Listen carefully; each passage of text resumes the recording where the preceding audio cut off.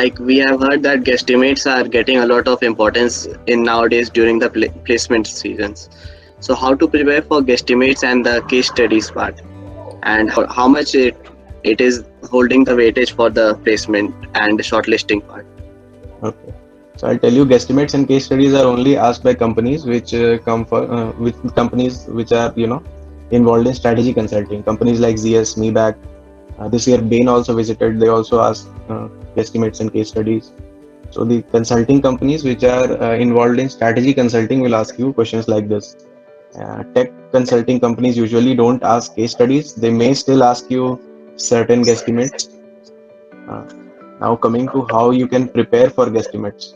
First, understand what guesstimates are. Lot of YouTube videos are available. There is a YouTube channel uh, named Aditya Agarwal. This one is my personal favorite for guesstimates and case studies. He has compiled videos like it is enough to clear the case studies of companies which go in IIM also. Such advanced level case studies are not asked at BTech level. I would tell you that. So for guesstimates, you can just refer them. Guesstimates are very easy things. You just need to find approaches. There are three approaches: population based, based. What are the interviewers looking for in the guesstimates? Like, are they looking for how accurate are you in the guesstimates, or are they looking for how better you approach towards your answer? Okay. See, they will only focus on your approach. They will focus on how you think, how you approach a guesstimate. They are not looking for an accurate answer. But you must do a sanity check. There is something known as sanity check. Whatever final answer you approach, it should be differing by a factor. Let's say it differs by a factor of 5. Let's say it differs by a factor of 10. It should not be a very absurd answer. Let's say someone asks you how many fans would be present in a building in a metro city. Let's say you assume a lot of different things like there are 10 floors in the apartment, there are X number of rooms, and then you come out with a number of, let's say, 1 lakh fans in one apartment. So this is a very absurd answer. You will not expect such kind of answer. So you must do a sanity check and see if it is logically correct, it sounds logically correct to you. That is enough. Uh, and case studies, see, you should not focus a lot on case studies. I personally would say that there are case studies being asked in ZS, but those case studies you can solve by just focusing on the case.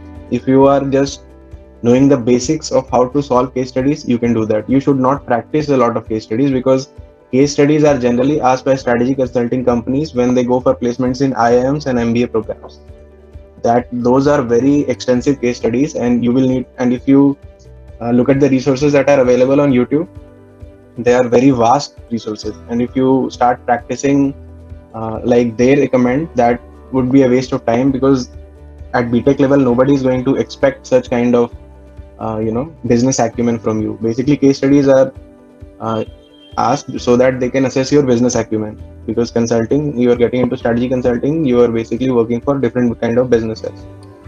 So case studies, you should just be focusing. I would say you should focus on only three types of case studies. First one is profitability, second one is market entry, third one is pricing. There is another category, merger and acquisition. You should never ever touch that category. Nobody is going to ask you that, and that is a very tough type of case study. So these type of case studies, these three, you can just see. You can make a template on how to approach them. You can just develop your approach, and you can generalize that approach to any case the interviewer asks you. And most probably the case would be from these three only: pricing, market entry, and Profitability. profitability. Yes, profitability. And guesstimates also, there are only three approaches which I would say you should remember. First one is population based, second one is household based approach, and third one is a bottleneck approach. If these three approaches you know, you can solve anyone, and you just need to practice it a bit. That's it. Okay, and Bhaiya, like in guesstimates, how much time does a interviewer give you? Like if he, like what percentage of time in an interview is attributed to guesstimates? Like if you are having a 2 hour interview, how much time does guesstimate section would be having then? See, you asked me a 2 hour interview. 2 hour Like interview would be like okay. you can scale it down as per your I, side. I, Just give a I random understand. guess. So see, I have faced two interviews. For Miebach, I faced two interviews. The first one was 25 minutes. I would say 10 minutes or 25 minutes of guesstimates, totally guesstimates. I was asked two guesstimates in the first round. In the second round, I was asked one guesstimate, but that was a longer guesstimate. So that took me around 8 9 minutes. So let's say 20 30%.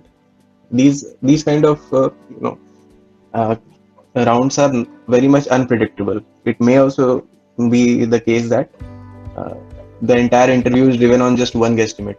The interviewer may grill you on just one guesstimate. The entire interview can run on that guesstimate.